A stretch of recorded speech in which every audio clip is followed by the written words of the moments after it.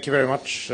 Thank you, Excellency. Thank you, first of all, for hosting us today and for convening the Nordic and the Benelux countries for this very, very important conversation in a very difficult time. As you have already outlined the situation in Gaza, we have now almost 19,000 killed, 75% of them women and children.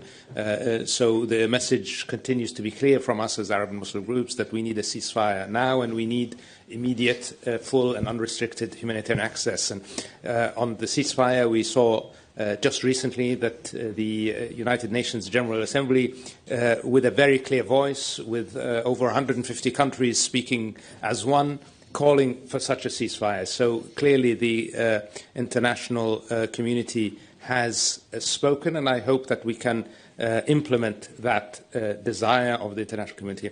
One of the things that we have noted in our travels that you alluded to, Minister, is that there is, I think, a growing understanding that we cannot talk about what next in the context of Gaza, and that is the same conversation we had to do. We need to talk about what is next in the context of Palestine, and we need to find a pathway out of this cycle of violence. And there, we all know what needs to be, what needs to happen. What needs to happen is the establishment of a Palestinian state. We have known this for decades. It's time to bring that into action.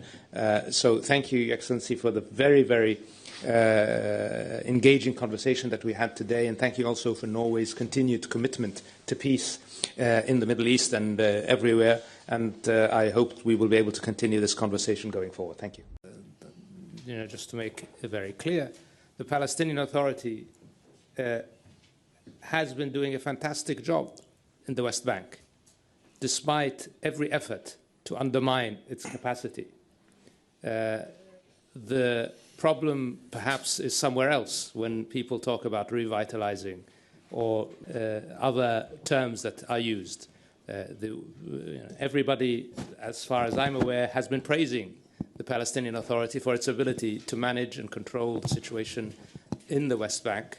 And when it comes to the broader context, I think if there is a credible pathway towards a Palestinian state, you will see that the Palestinian Authority is more than able to stand up and for its responsibilities. And on the second part of the question, of course, we are concerned about the potential for escalation. Our region is very complex, and we do not need any other conflicts to erupt, and therefore we hope that we will be able to avoid any further escalations in our region. في الثلاثة أيام الأخيرة قتلت إسرائيل أكثر من 2000 شخص، من بينهم 400 طفل. قطعوا إمدادات الطعام والمياه والكهرباء عن غزة بأكملها، مما أدى إلى وفاة المرضى في المستشفيات. يجب أيضا أن يدين ذلك. تعتبر القاعدة الأولى في الإسلام ورسول الله أنه لا يجب قتل أي رجل أو امرأة أو طفل بريء. قد قتلت إسرائيل أكثر من 300 ألف فلسطيني بريئا خلال 70 عاما الماضية، وهذا أيضا ظلم ووحشية. وإذا هاجمت حماس بالرد على ذلك وقتلت نساء وأطفالا، فإن ذلك أيضا وحشية ويستحق العقاب. النقطة الثانية هي أن الغربيين الذين دعموا اليهود في إسرائيل وأقاموا إعلان بلفور في فلسطين هم نفس الغربيين الذين حكموا الهند بوحشية لمدة 200 عام ودمروها، ويقومون مرة أخرى بتدمير فلسطين من خلال إسرائيل.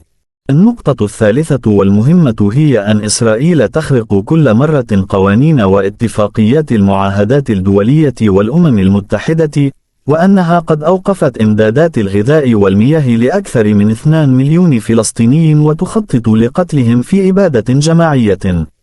وبالنسبة لذلك، تدين كل أمة حسنة إسرائيل وداعميها الطاغوت.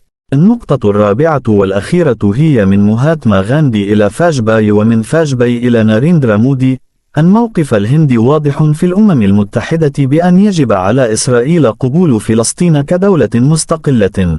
يجب أن تتوقف المعركة، ويجب تنفيذ نظرية الدولتين، حيث ستحكم فلسطين بشكل مستقل من القدس إلى المناطق المحيطة، وستحكم إسرائيل من تل أبيب. لا يفهم طاغوت مثل نتنياهو هذه القضية بشكل